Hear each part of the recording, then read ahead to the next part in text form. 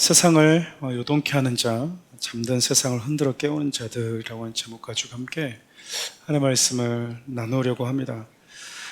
지구상에 이 세상을 흔들 만큼 큰 사건, 사고들이 참 많이 있죠. 여러분들이 언뜻 또 생각나는 것들이 있을 거예요. 특별히 세계 1, 2차전처럼 참 불행한 온 세계를 정말 힘들게 만들었던 아픈 역사도 있고요. 정말 그 세계의 발명품이라고 하는 것들이 개발되어서 우리의 삶을 이전과는 한층 업그레이드된 삶으로 만든, 편리하게 만들어 주었던 사건들도 있습니다. 그것들이 일으키는 파장이 적지 않죠. 여러분, 우리가 자꾸 외부에서 일어나고 있는 크고 작은 일로 인한 그 파장들만 우리가 자꾸 이렇게 경험하고 또 보다 보니까 우리 일상에서 잔잔하게 늘 내 삶 가운데 멈추지 않고 일어나는 소중한 감동적인 그 파장에 대해서는 자꾸 잊고 있는 것은 아닌가. 그 중에 하나가 여러분들이 가정에서 받고 있는 사랑, 여러분 부모들에게 받고 있는 사랑, 여러분 배우자들에게 받고 있는 사랑이 저는 그 중 하나라고 생각을 합니다. 우리가 영상에서 보셨듯이 지난 월요일부터 수요일까지 2박 3일간 국내 비전 트립을 다녀왔어요. 믿음의 선배들이 어떤 신앙의 삶을 살았는지 그것들을 보면서 함께 참여했던 많은 분들, 우리 성도님들, 청년들, 저를 포함해서 우리 모두가 잠잠했던, 우리 일상을 살아가면서 생각하지 못했던, 우리 안에 잔잔했던 우리 마음이 크고 작은 이 파장이 일어난 것을 우리가 경험했다고 생각해요. 이 사진이나 이 기록들만 가지고 알고 있었던 곳에 직접 가보니까 우리 마음속에 각자 저마다 가지고 온 감동들이 있었거든요. 특별히 우리가 첫 번째 갔던 김제에 있던 금산교회는 기역자교회로 잘 알려져 있는데요. 선교사에 의해서 복음을 받아들였던 이 조덕삼이라고 하는 이분이 예수를 믿게 되고, 예수를 믿음으로 인해서 가만히 있게 된 것이 아니라 예수님을 믿고 구원을 받은 그의 삶에 놀라운 이 변화가 일어나게 돼요.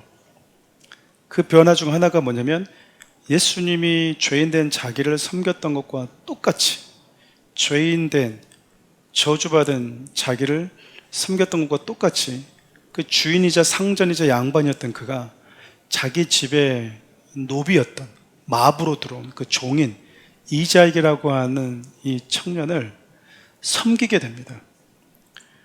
그래서 여러분, 초대 이 금산교회에 이 장로를 뽑는데 하필이면 이 두 명이 후보로 올라가게 돼요. 상전인, 양반인, 자기 주인인 조덕삼과 종인 이자익이라고 하는 이 두 사람이 장로 후보로 올라가게 되는 거예요. 누가 됐을까요? 조덕삼이 돼버렸으면 말이 안 남았을 텐데 종인 이자익이 장로가 돼버린 거예요. 일대 장로가. 여러분, 얼마나 이 서로 간에 된 사람도 마음이 불편하고 안 된 사람도 마음이 불편했겠어요. 그렇잖아요. 차라리 주인이 먼저 장로가 되고 자기가 나중에 되면 좀 더 마음이 훨씬 더 편안하지 않았을까요? 아니면 후보에 자기가 아예 올라가지 않았으면 오히려 마음이 더 편안했을지도 모르겠죠. 근데 이 조덕삼 장로님이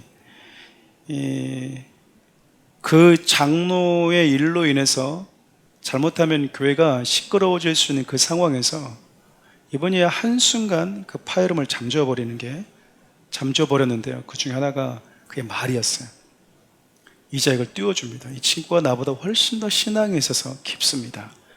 초대 장로 이자익이라고 하는 자기 종이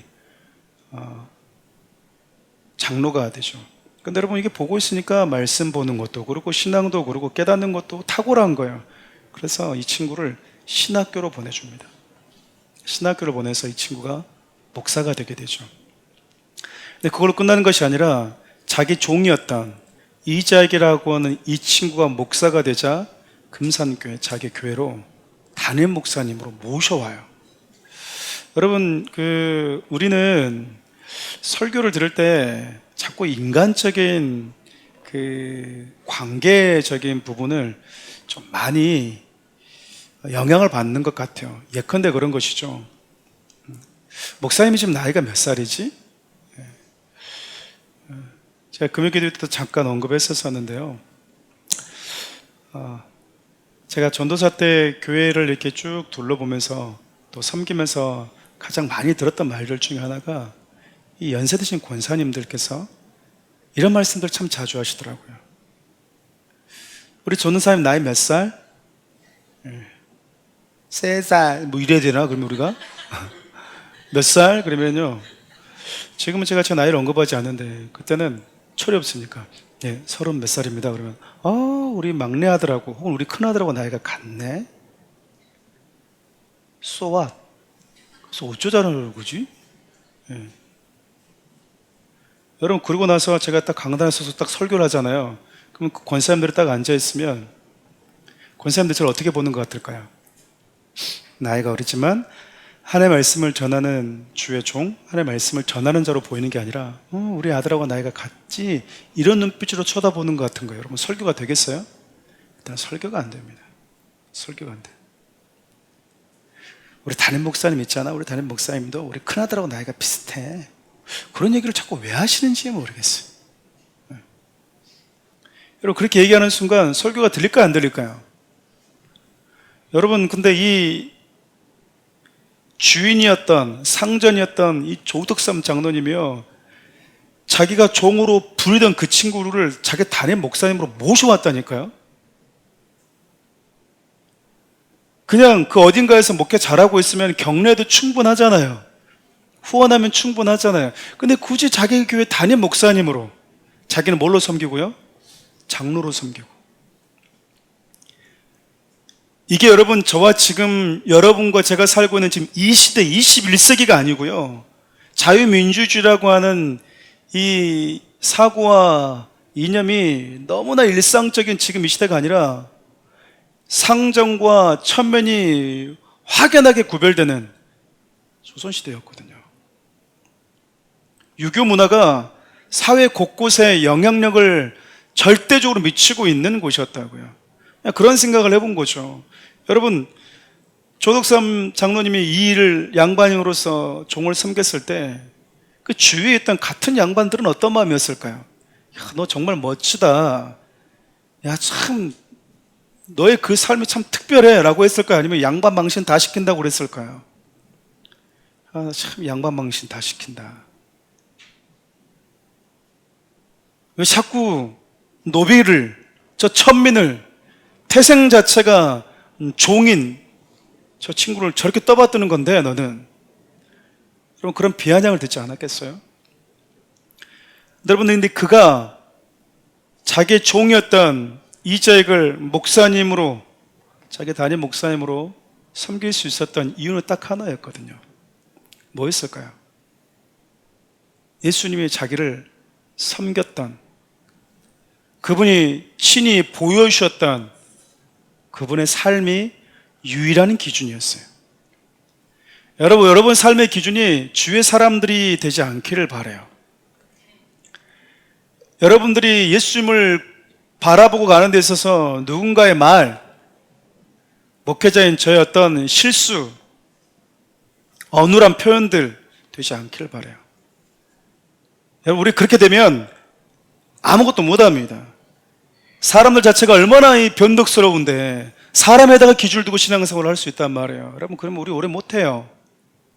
여러분, 상전이었던 그가, 종이었던 자신의 집에서 종으로 살던 그 노비 같은 그 사람을 자기 담임 목사님으로 하나님의 말씀을 전하는 자로 그 교회 장로로 섬길 수 있었던 이유는 딱 하나였어요. 그의 삶의 기준이 예수님이었기 때문에 그렇습니다.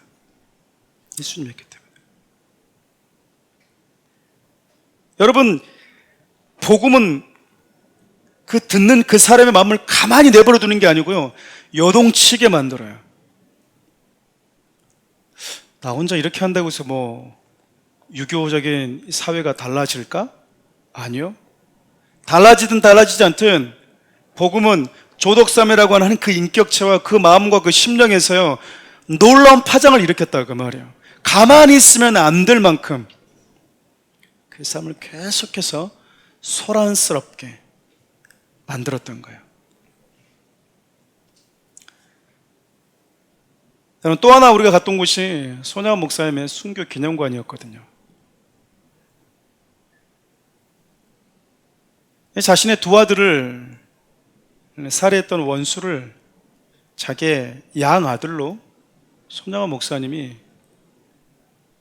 데려다가 키우게 됩니다.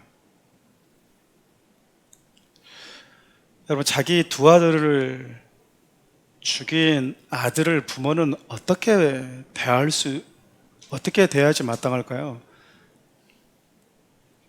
말썽쟁이들이 아니잖아요. 두 아들 다 너무나 신앙이 좋은 아름다운 아들들이었거든요. 근데 그 아들을 죽인 그 사람은 그 학생을 원수 취급할 수 있잖아요. 몰래 가서 보복할 수 있잖아요. 근데 그 원수와 같은 그를 자신의 아들로 받아들이게끔 만들었던 이유는 또 무엇이었을까요? 여러분, 복음이요, 예수 그리스도가 그 목사님 안에 있는 예수 그리스도의 그 생명의 말씀이 계속해서 갈등하게 만들고 뭔가 파장을 일으켰던 거예요. 미워 죽겠는데 10번 때려 죽여도 시원찮을 놈인데 우리 주님은 그러면 원수 같은 나를 어떻게 대하셨지? 그 말씀이요, 그의 삶을, 그의 마음을 가만히 내버려 두지 않았던 거예요. 그래서 결국 뭐하게 만드냐면 자기 아들을 죽인 아들을 자신의 아들로 삼게 만들어버렸던 거예요. 저는 인류 역사상 가장 큰 세상을 뒤흔들었던 사건, 그러면 예수 그리스도 십자가라고 믿고 있습니다.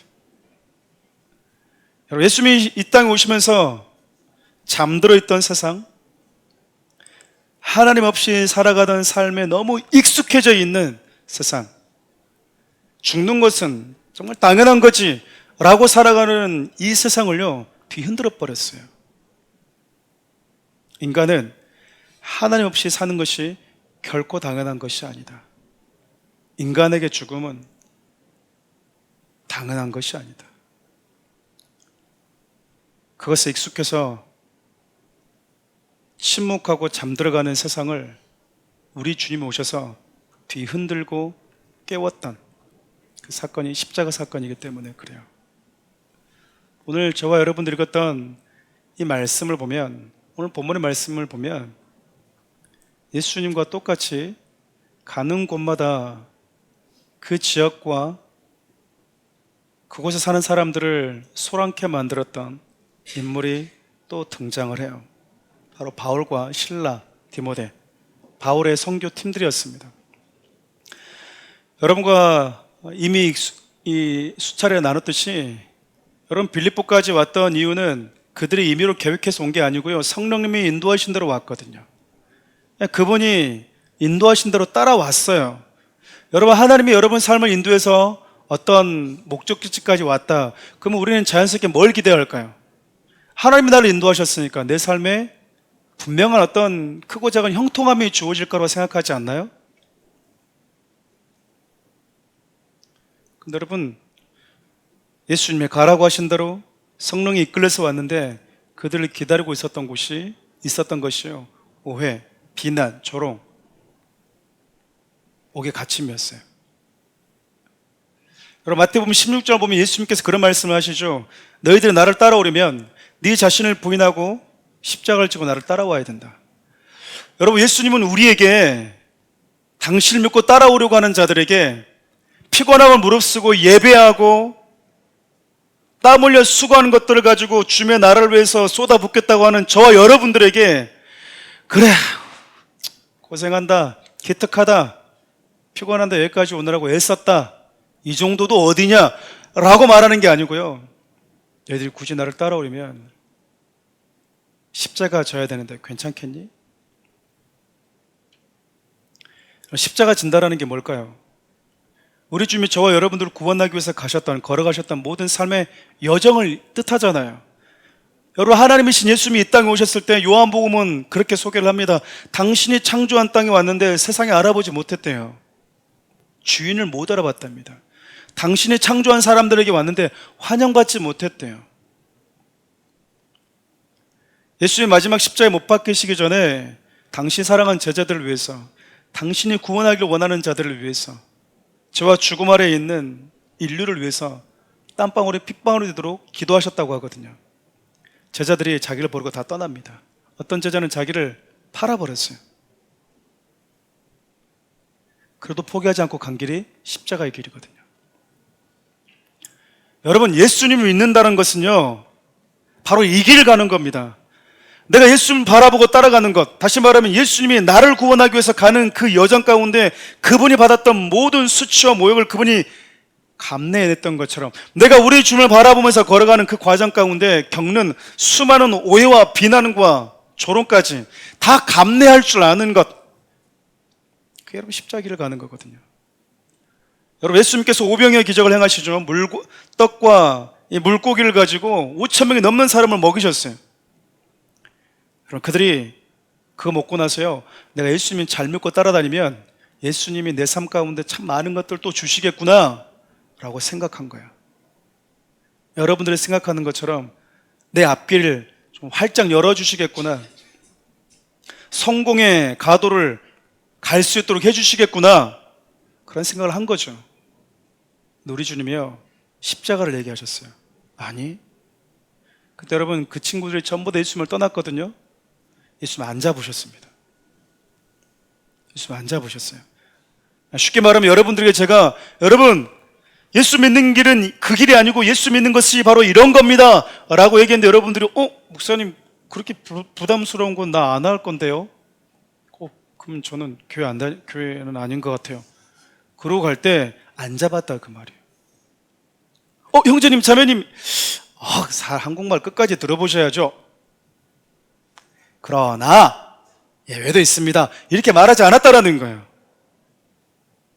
우리 주님의 떠나는 자들을요, 물고기 바라보시고 잡지 않았어요. 예수천국, 불신지옥, 여러분 그게 아니라니까요. 복음을 전해줘야 되는 거예요. 복음을, 예수님의 십자가를, 예수님의 부활을 전해줘야 되거든요. 저 여러분들이 믿는 그 믿음이 어떤 내용인지를 분명하게 말해줘야 돼요. 교회 다니면 좋아, 뭐 남자 여자들도 만나기도 하고 맛있는 것도 줘, 또 놀 수 있고 괜찮잖아, 교제도 하고. 우리 소위 교회로 꼬시기 위해서 그런 말 하지 않았다라는 거예요. 예수님 믿는 길은 이러한 여정이 기다리고 있는데 괜찮겠어? 바울이 여러분 빌립보에 와서 성령이 이끄신 대로 그곳에 와서 겪었던 일이 모욕과 수치와 조롱과 비난과 오해와 매맞음과 결국 옥에 갇히면는데, 바울이 나 예수님 믿고 따라왔는데, 성령님이 이끄신 대로 따라왔는데 어떻게 내 삶이 이럴 수 있나라고 말하지 않아요. 왠 줄 아세요? 그는 예수님 처음 믿고 따라갈 때부터 예수님 믿고 가는 그 길의 여정이 뭔지를 알고 믿었기 때문에 그래요. 만약 여러분들이 예수님을 믿고 신앙생활 하다가 어떻게 이런 일이 나한테 일어날 수 있지? 그럼 여러분 둘 중에 하나예요. 제가 잘못 가르쳤든지, 여러분들이 말하지 않았든지, 예수 믿는 게 뭔지를 제가 말해주지 않았든지, 아니면 말해줬는데 여러분들이 착각 속에서 신앙생활하고 있더니, 둘 중에 하나인 거야. 우린 여러분 예수님을 떠날 수 있는 게 참 많잖아요. 오해를 받았어, 떠날 수 있어요. 조롱을 받았어, 수치를 받았어, 떠날 수 있어요. 바울은 여러분 복음을 전하는데 이런 걸 가지고 일을 시비하지 않아요. 왜냐고요? 예수님 믿고 따라가는 그 과정 가운데 이 모든 것들은 다 겪어야 될 일들이야 라고 알았다고요. 신앙생활이 무엇인지를 너무나 잘 알고 있었다 그 말입니다. 그래서 결국 간 게 어디예요? 감옥이었거든요. 여러분 예수 믿고 복음 전한 자들이 기대했던 게 여러분 감옥인가요? 감옥은 아니잖아요. 여러분, 우리 주님 좀 나가도 너무 나가신 것 같잖아요. 근데 바울이 이곳에서 뭐 하죠? 예배하고 하나님 찬양합니다. 애시당초 감옥에서 나오는 것이 복이고, 감옥에서 나와서 살아가는 것이 참된 신앙이고 참된 복이라고 생각했다면 이렇게 찬양 못해요. 감옥이라고 하는 그 환경이 바울과 이 실라의 신앙을 가둬둘 수 없었다 그 말이죠. 갇혀 있거나 갇히지 않았거나 그들이 하나님을 예배하는 데서는 아무런 이유가 되지 않았어요. 생각해보면 그래요. 바울은 이 이후에 남은 2차 전도여행을 해야 되고요, 그 다음에 3차 전도여행 해야 되고요, 마지막에 로마까지 가야 되거든요. 근데 빌립보 감옥에 갇혔을 때 바울이 걱정하지 마, 나 좀 있으면 2차 전도여행 마무리해야 되고 조금 더 있으면 3차 전도여행도 해야 돼, 그리고 나는 로마에 가야 되거든. 여러분 그런 생각 했을 것 같나요? 그냥 그 하루하루에 그의 모든 신앙에 열정을 쏟아 부었던 거야. 사랑하는 우리 청년들, 성도님들, 여러분 예수님 믿고 신앙생활하면서 여러분들이 기대하는 것은 무엇인가요? 우리에 대해 분명한 소망은 저 위에 있어요. 이 땅을 살아가면서 저와 여러분들을 기다리고 있는 건 우리 주님이 걸어가신 그 십자가 여정, 하나씩 하나씩 겪어가면서 어느덧 나도 모르게 조금씩 내 안에서 보여지는 예수님과 비슷한 성품, 그게 우리가 추구하는 것들이거든요. 그렇게 한바탕 여러분, 빌립보를 소란하게 했던 사람이 바울과 실라였는데, 이들이 감옥에 갇혀서 찬양하고 기도하니까 무슨 일이 벌어지냐면 옥문이 흔들렸어요. 기도하는 사람, 예배하는 사람, 복음 들고 가는 사람이 감옥에 가니까요, 감옥도 요동을 치더라 그 말이에요. 그래서 여러분, 감옥에 있는 옥문이 다 열려버리게 됩니다. 그런 것 같아요. 생명은 움직이거든요. 생명은 가만히 있지를 않아요. 운동력이 있기 때문에 그래요. 예수 그리스도 복음은 받아들인 저와 여러분들의 삶도 움직이지만, 저와 여러분들이 참된 생명의 복음을 가지고 있다면 그 생명의 복음을 가지고 있는 사람들이 살아가는 환경은 변화되게 되어 있어요. 향기가 나게 되어 있다고요. 여러분, 살아있는 꽃이 아니고요, 꺾어버린 꽃을 가지고 여러분 물병에다만 담아도 돼요, 그 작은 방이 꽃향기가 나요. 꽃향기가. 여러분, 우리가 살아있다면, 살아있는 복음을 가지고 있다면 저 여러분들의 삶에 그리스도의 향기로 물들게 될 수밖에 없어요. 여러분, 그렇게 옥문이 열리자 무슨 일이 벌어지냐면, 간수가 죄수들이 다 도망간 줄 알고 자결을 하려고 하는 거예요. 우리가 살아가는 이 세상을 보면 간수와 같은 사람들이 참 많은 것 같아요. 무슨 얘기인가 하면, 각자 자기 삶에서 또 크고 작은 공동체 안에서 무언가를 책임지고 살아가는 사람들이 참 많습니다. 이 간수는 감옥을 책임지는 사람이었거든요. 그런데 여러분, 이것을 내가 책임지지 못해서 어떤 문제가 생겼다고 했을 때, 이것을 내가 더 이상 수습할 수 있는 능력이 없어서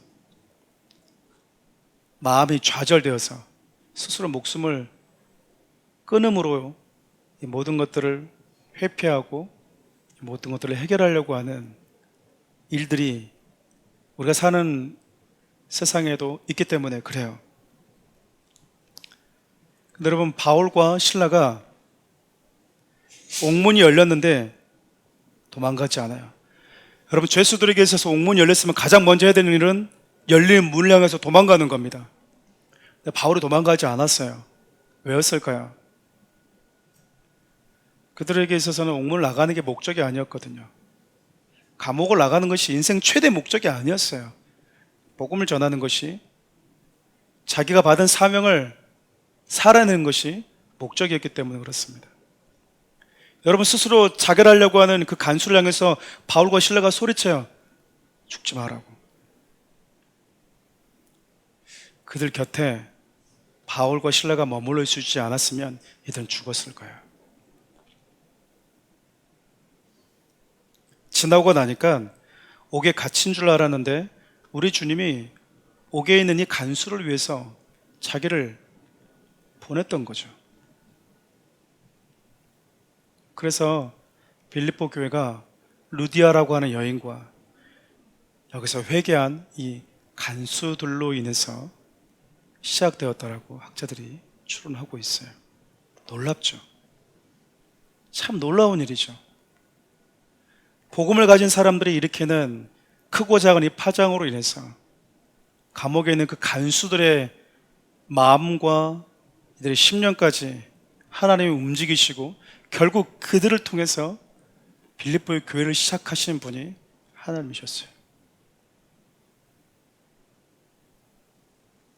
오늘 저와 여러분 읽었던 이 본문의 내용은요, 이 빌립보 감옥에서 이제 나오게 된 바울이 이후에 전도 여행을 했던 그 지역에 대한 내용들이 기록되어 있습니다. 우리 지도를 좀 잠깐 한번 보여주실래요? 잘 안 보이죠? 아까 좀 키워줬는데 혹시 키워줄 수 있습니까? 네. 못 키워주는군요. 네, 괜찮습니다. 일부 때는 됐었는데. 네. 여러분 저기 보시면 네모나게 됐어요. 좋았어요. 잘했어요. 착하고 충성된 종아. 맨 여러분 오른쪽에 안디옥이 있죠. 저 안디옥에서 출발하잖아요. 예루살렘에서 이제 그 소식을 가지고 이제 안디옥으로 오잖아요. 그 다소는 바울의 고향입니다. 저기서 여러분 더베를 지나서 루스드라로 가게 됩니다. 1차 전도 여행 했던 곳이에요. 그렇죠? 루스드라 하면 여러분 생각나시죠? 바울이 저기서 뭐 맞았어요? 돌 맞았어요. 돌 맞았어요. 그러니까 기억해야 돼요. 저 가장 아픔이 있던 저곳에서 2차 전도 여행 때 누구를 만나냐면 자기의 믿음의 아들이라고 하는 디모데를 만나게 됩니다. 사랑하는 바나바를 와 헤어졌는데 하나님이 디모데라고 하는 믿음의 아들을 저기서 만나게 해줘요. 그리고 여러분 이고니온을 지나서 수리아 안디옥까지, 비시대 안디옥까지 또 가게 되죠. 여러분 저기서 계속해서 복음을 전하려고 했어요. 근데 하나님 뭐 하셨죠? 더 이상 아시아에서 복음을 전하지 못하게 하셨습니다. 여러분 그 밑에 보면 7교회가 쭉 나옵니다. 뭐 에베소서, 서머나, 두아디라, 버가 쭉 나오죠. 요한계시록에 등장하는 교회요. 저게 전부 다 터키 지역에 있어요. 언젠가는 가게 될 겁니다. 건강을 잘 챙기셔야 돼요. 가시려면. 그래서 어떻게 하냐면 여러분 그 BCD 안디옥에서 더 이상 아시아에서 하나님의 복음을 전하지 못하게 하시자 가서 간 곳이 무시아를 지나서 드로아 항이었어요. 여러분 저 드로아에서 누구를 만나냐면 누가복음과 사도행전의 저자가 누구인지 혹시 아시나요?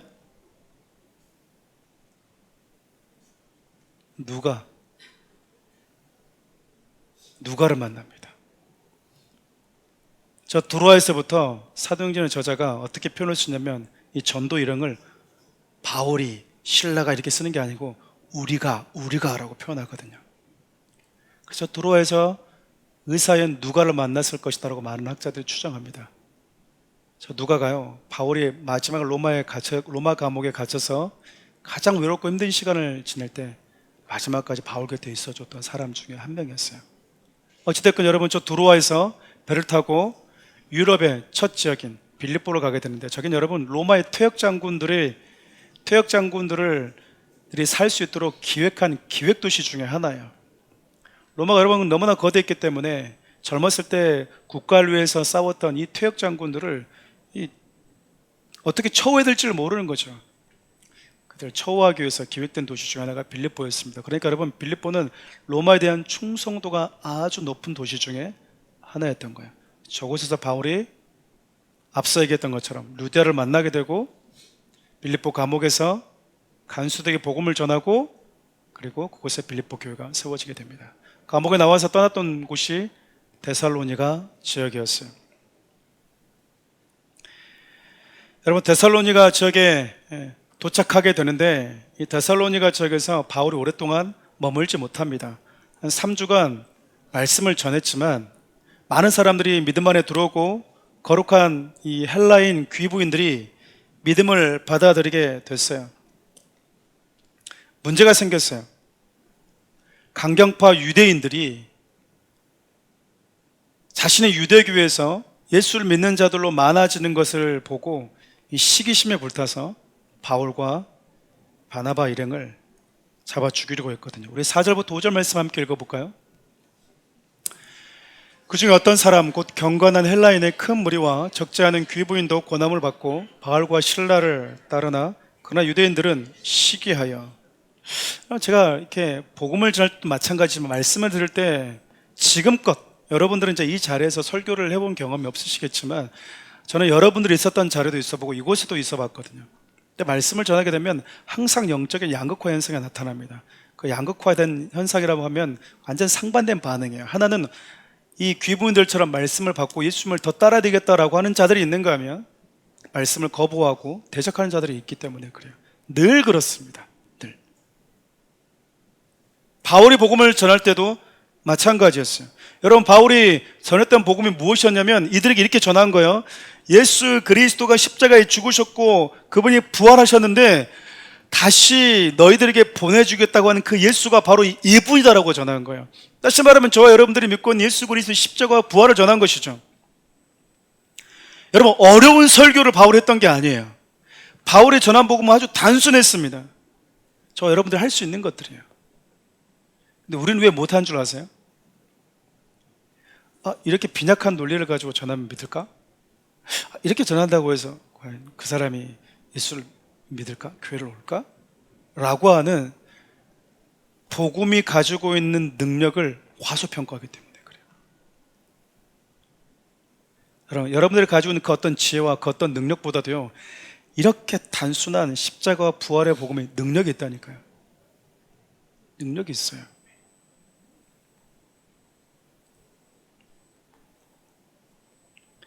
여러분, 그렇게 3주간 데살로니가에서 복음을 전했는데 이 강경파 유대인들이 바울과 신라를 잡아 죽이려고 하는 거야. 그래서 이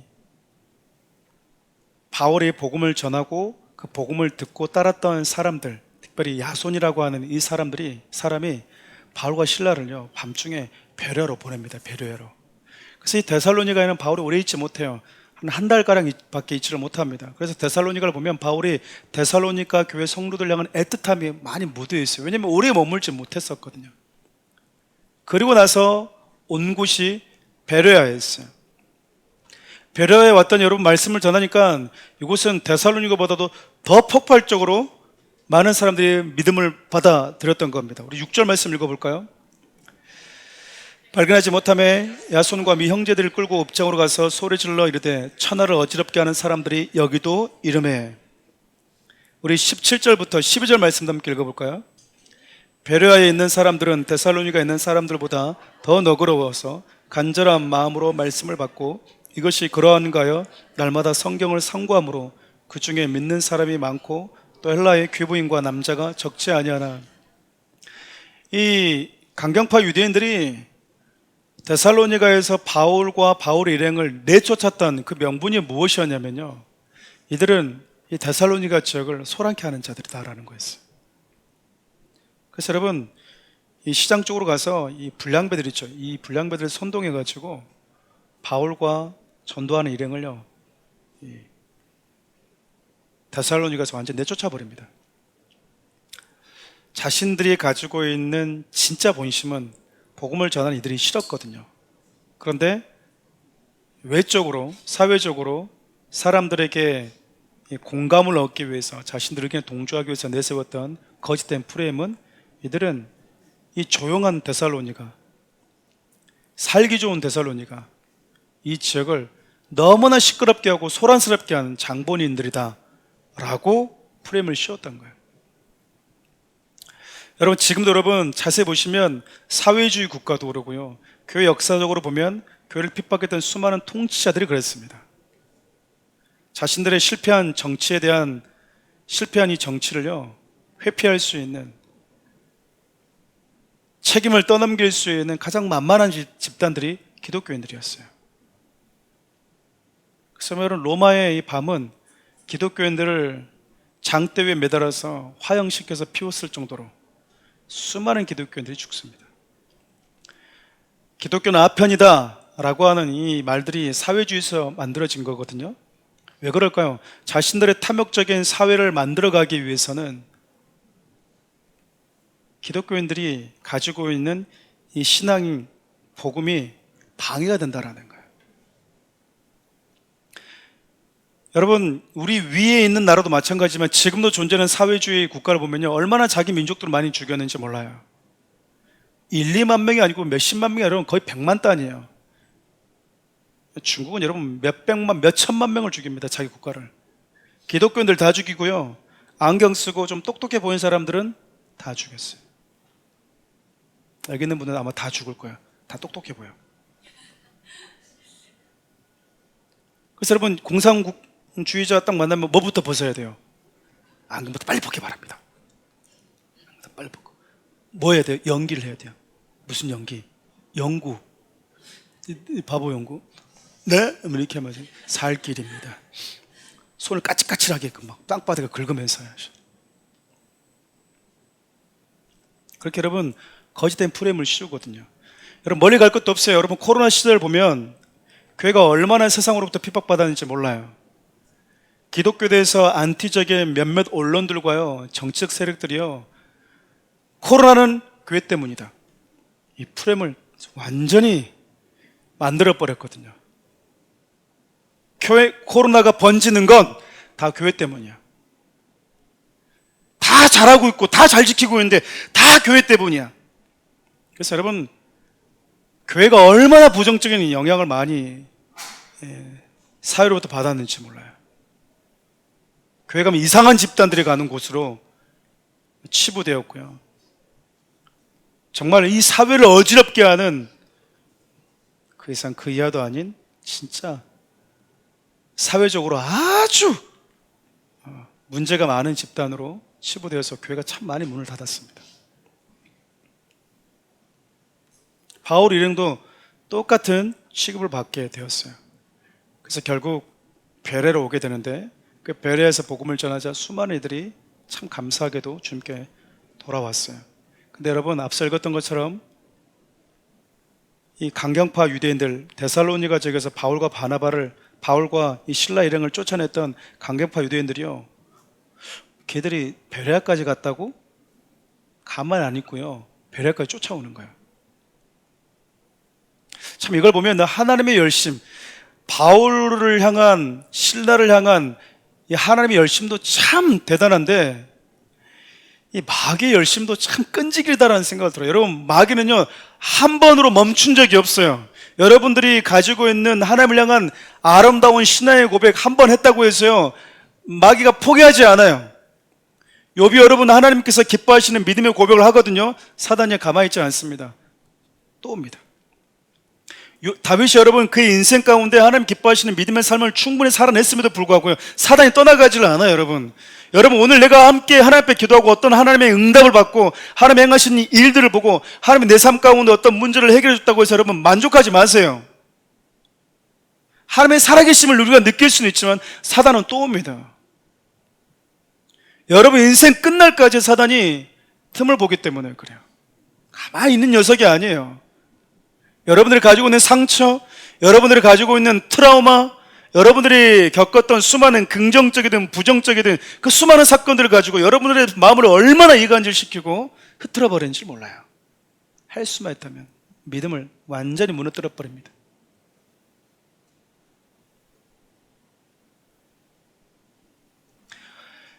다시 말하면 여러분, 데살로니가에서 복음을 전하고 베레에서 복음을 전했을 때 바울의 일행이 겪었던 내용들은 똑같아요. 오늘 본문의 내용은 너무나 단순합니다. 바울이 빌립보 감옥에서 나와서 데살로니가에서 복음을 전하고 그곳에 복음을 전했는데 이 극단적인 유대인들에 의해서 더 이상 있을 수 없어서 베레로 왔어요. 베레 왔는데 데살로니가에 있던 그 강경파 유대인들이 또 왔어요. 여러분 근데 참 아이러니한 게 뭔지 아신가요? 뭔지 아세요? 바울이 빌립보에서는 그러질 못했어요. 빌립보에서는 유대인들의 회당이 없었어요. 그러나 데살로니가에는 유대인의 회당이 있었어요. 그래서 유대인의 회당에서 먼저 복음을 전하거든요. 여러분 베레에 와서도 자기를 그렇게 힘들게 했던 그 유대인들의 모여있는 그 회당에서도 복음을 전합니다. 바울은 성경을 전혀 모르는 사람들에게 혹은 시장에 가서 예수 천국 불신족 이렇게 전한 게 아니었고요, 하나님을 알고 있는 자들, 성경을 알고 있는 자들, 종교심 있는 자들에게 하나님의 살아계심과 예수 그리스도의 죽으심과 십자가 부활을 가장 먼저 전합니다. 지나가면서 예수 부활, 예수 이러고 돌아다니는 게 아니고 여러분, 우리가 믿고 있는 믿음이 무엇인지를 분명하게 전해줘요. 어디에서요? 유대인 회당에서. 여러분, 참 반전이 있는데 이런 거죠. 유대인들이 회당에서 갔다? 방금 전에도 유대인들이 잡아서 죽이려고 했는데 베레에 왔으면 유대인들을 피해서 다른 곳에도 복음을 전하면 되잖아요. 근데 또 유대인 회당에 또 들어갑니다. 이것은 여러분, 유대인들을 향한 하나님의 사랑이 있기 때문에 그래요. 자기를 거부하고 결국 십자가에 매달았던 유대인들, 예수 그리스도 그 생명의 복음이 전파되어지는데 가장 앞장서서 방해하고 거부하는 그들, 그래도 우리 주님은 포기하지 않고요, 가는 곳마다 가장 먼저 그들을 부르셨어요. 가장 먼저 유대인들을 부르십니다. 그들은 알지 못했지만.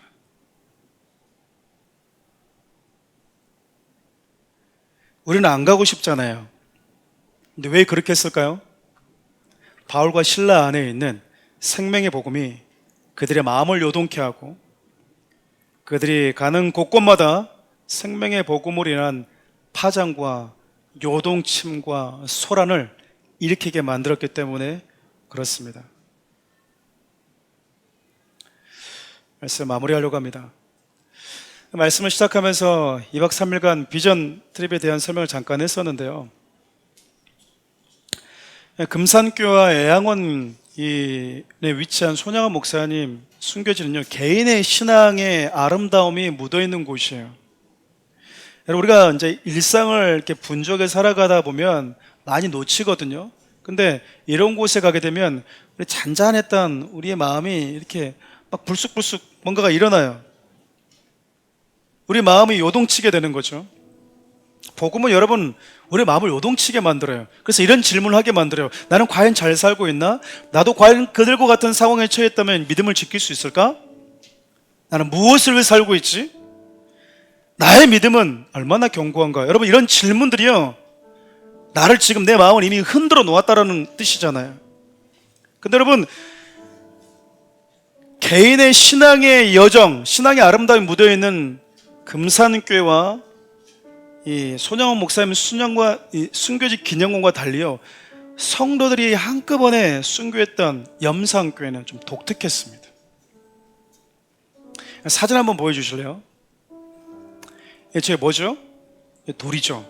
저 돌이 무슨 돌이냐면 성도들을 물에다 수장시킬 때 떠오를 거 아니에요. 떠오르지 말라고 목에다가 몸에다가 묶어서 던졌던 돌이거든요. 저희 그대로 지금 남아있더라고요. 성도의 3분의 2인 77명의 성도들이요, 저렇게 수장당한 거예요. 그럼 제가 저걸 보고 이렇게 배를 타고 이제 소학도에 와서 나눔을 하고 있는데 성도들에게 그날 있었던 느낀 점, 소감에도 쭉 나눴어요. 몇 명만 이렇게 하려고 그랬었는데 다들 나눔이 참 좋아서 다 물어봤습니다. 다 물어봤어요. 그리고 기도하고 나왔는데 뒷날 아침에 딱 자고 일어났는데 제 딸이 저에게 이런 말을 하는 거예요. 아빠, 어젯밤 나도 얘기하려고 그랬는데 아빠가 나를 안 물어봐서 말 못했어요. 제가 깜빡했더라고요.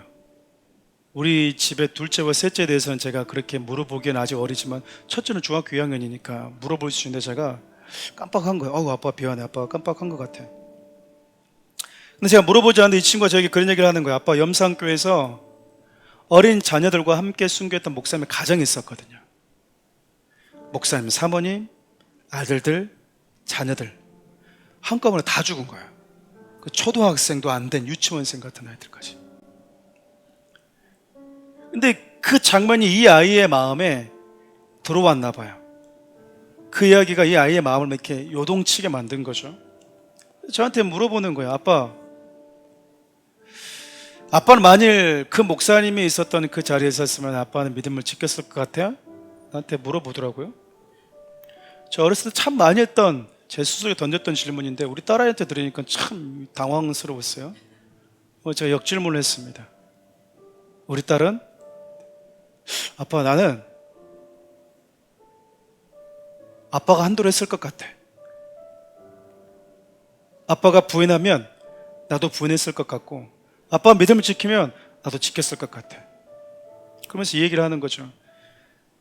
그 초등학생도 안 되는 그 아이들이 아빠 따라서 죽을 수 있었던 이유는, 엄마 따라서 죽을 수 있었던 이유는 엄마 아빠가 그 믿음을 보여줬기 때문이라고 자기는 생각한다는 거예요. 그들이 얼마나 순교에 대한 믿음이 있었을까? 나는 그 상황이 되면 순교해지라고 하는 그 생각을 가지고 그들이 살았을까? 여러분, 그 아이들은 그런 생각을 가지고 살지 않았을 거예요. 그냥 아버지 어머니가 가는 길을 따라간 거예요. 여러분, 제가 그 이야기를 딸과 나누면서 제 마음속에 어떤 마음이 들었냐면, 야, 이 비전 트랩의 여정을 통해서 하나님이 공부 열심히 해야지, 나 가수가 돼야지, 나 음악해야지라고 하는 그 똑같은 세대 아이들이 꾸고 있는 그 꿈을 꾸며 살아가는 그 아이의 마음에 하나님이 요동치게 만들어 놨구나. 여러분, 세상에 가장 아름다운 발자국 소리, 세상을 진동케 하는 소리가 있거든요. 우리 말씀 읽고 마치겠습니다. 이사야 52장 7절입니다. 좋은 소식을 전하며 평화를 공포하며 복된 소식을 가져오며 구원을 공포하며 시온을 향하여 이르기를, 내 하나님이 통치하신다는 자의 산을 넘는 발이 어찌 그리 아름다운고, 한 발 한 발 내디딜 때마다 진동하는 저 복음을 들고 걸어가는 소리만큼 세상을 진동시키는 그 소리보다도 더 아름다운 소리가 없대요. 더 아름다운 진동이 없대요. 여러분, 복음은 우리 안으로 들어와서 우리 마음을 가만히 두질 않습니다. 예수 그리스도 그 십자가, 다시 말하면 하나님 보좌에 계셨던 그분이 저와 여러분들을 볼 때 가만히 계시지 못했던 이유는 그분의 마음이 동했기 때문이거든요. 우리 향한 사랑으로 인해서. 그 움직이게 만든 그 사랑이 결국 그분을 십자가까지 오게 하셨고요. 그분의 그 십자가 사랑이 들려지고 받아들여지는 저와 여러분들의 마음을 또 움직인 거예요. 여러분, 십자가에서 우리 주님이 세상을 완전히 뒤집어 놨거든요. 앞서 언급했던 것처럼 하나님 없는 삶이 너무나 사람들이 익숙해져 있습니다. 내 삶의 주인이 나일 뿐이지, 내 삶의 주인은 나여야지, 그래 맞지, 내 마음대로 내가 산다는데 누가 과연 터치할 수 있단 말인가. 누군가에게도 관여받고 싶지 않은 사람들, 나는 난데. 그래서 너무 익숙해져 있는 세상에 우리 주님이 찾아오신 거예요. 세상을 진동시킨 거죠. 그 진동과 그 파장이요, 당신의 제자들에게까지 닿았고요, 바울에게 닿았고, 초대교회 성도들에게 닿았고, 사랑하는 대한민국에 복음을 들고 왔던, 그 복음 하나 들고 왔던 선교사들의 그 삶의 파장에 닿았고요, 저 여러분까지 지금 닿은 거예요. 근데 여러분, 그 파장이 계속 이어져야지 저 여러분들에게서 멈추면 안 되거든요. 여러분, 사랑하는 우리 교회를 하나님께서 이곳에 왜 세우셨을까요? 하나님이 저와 여러분들, 그리고 사랑하는 우리 교회를 향한 그분이 꿈꾸는 게 있거든요. 교회는, 성도는 부도덕함과 비윤리적인 부분과 무리함을 가지고 세상을 흔들어서는 안 됩니다. 그러나 복음이 가지고 있는 독특함은요, 그 생명의 독특함은 그 복음이 전해지는 곳마다, 들려지는 곳곳마다 요란케 하고 소란케 하고 파장을 만들어낸다고요. 전 사랑하는 우리 청년들, 여러분들의 삶이 잔잔하지 않았으면 좋겠습니다. 여러분, 말씀에 들어오면요, 남편을 그렇게 무시했던 아내의 마음속에 하나님의 말씀이 들어가게 되면 아무것도 아닌 것 같은 저 무시했던 그 남편이요, 내 머리처럼 네가 섬겨라고 하는 그 말씀이 들어오면요, 마음이 여러분 부담스러워지고 파장이 일어날 수밖에 없는 거예요. 내 몸만 챙기고 살아갔던 남편에게 네 몸처럼 네 아내를 사랑하라는 말씀이 들어오면요, 내 마음이 움직인다니까요. 견딜 수 없는 요람이 생기게 돼요. 잠이 오질 않아요. 여러분의 삶은 어떠세요? 복음에 들어왔는데 여전히 그 파장을 맞았는데도 불구하고 내 갈 길 가자, 나 오늘 또 공부 열심히 해야 되고 돈 많이 벌어야 돼, 그러고 가고 계십니까? 아니면 적어도 여러분의 내면의 요란함이 여러분의 삶을 변화시키고 여러분의 삶의 크고 작은 그 반경까지 이어져서 이 친구는 너무 예의가 있어, 너무 따뜻해, 근데 복음 전하는 것 때문에 내가 가끔씩 좀 부담이 돼. 그런 부담은 주셔야 된다 그런 거예요. 우리 그거 하려고 사랑하는 우리 교회 하나님께서 이곳에 맡기셨다고 저는 생각합니다. 여러분들 각자 살아가고 있는 삶의 자리에서 무리하지 마십시오. 도덕적이시고 윤리적이십시오. 그러나 복음으로 인한 파장은 바울처럼 신라처럼 감당해야 되는 거예요. 여러분 그 마음 가지고 좀 이 찬을 좀 주님께 올려드렸으면 좋겠습니다.